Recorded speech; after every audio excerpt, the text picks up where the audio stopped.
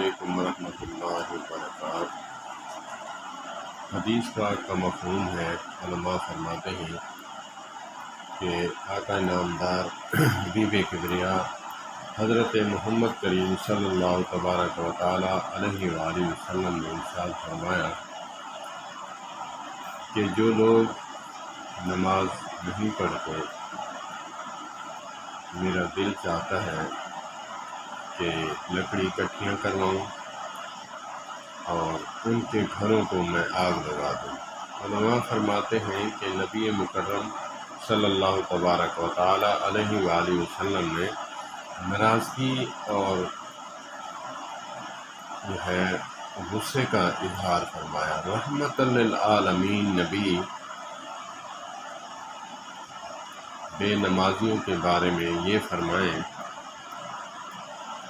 تو ہمیں بھی چاہیے کہ ہم کوشش کریں کہ باجماعت نماز ادا کریں۔ اور دوسری حدیث میں فرمایا کہ گھروں کو قبرستان مت بناؤ، نوافل سنتیں گھر سے پڑھ کے آؤ اور بقیہ جو ہے نماز کے بعد گھر جا کر پڑھو، تاکہ بچوں کو عورتوں کو ترغیب ہو۔ اور اس سے علماء یہ بھی استدلال فرماتے ہیں کہ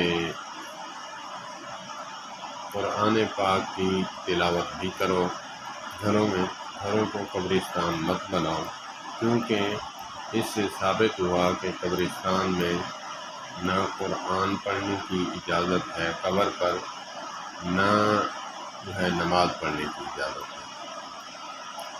تو اسی لیے علماء فرماتے ہیں کہ نبی مکرم صلی اللہ تبارک و تعالی علیہ وآلہ وسلم کا معمول مبارک تھا کہ گھر سے سنتیں ادا فرما کر آتے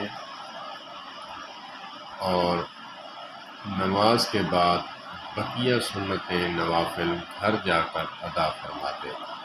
اللہ پاک ہمیں نماز پنجگانہ پڑھنے کی توفیق عطا فرمائے۔ والسلام علیکم ورحمۃ اللہ وبرکاتہ۔